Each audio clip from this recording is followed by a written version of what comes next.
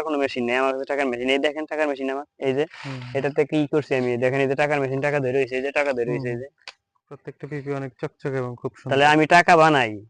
তাহলে আমরা এরকম কোনো কিছু করি না যেটার জন্য আমি, আমার ভাই বোন, আত্মীয় স্বজন বা আমার জনগণ, আমার দেশের মানুষ খাইয়া কোনো প্রকারিত ভাবে কোনো সমস্যার মুখোমুখি হবে, সেটা আমরা করি না। এখন যারা উপর হাই লেভেলের ব্যবসায়িক তৃতীয় পক্ষ। তৃতীয় পক্ষ, যাদের কোটি কোটি টাকা আছে, হেরাই জানে এর ভিতরে কিছু ব্যবহার করে কিনা, সেটা আমরা বলতে পারি না।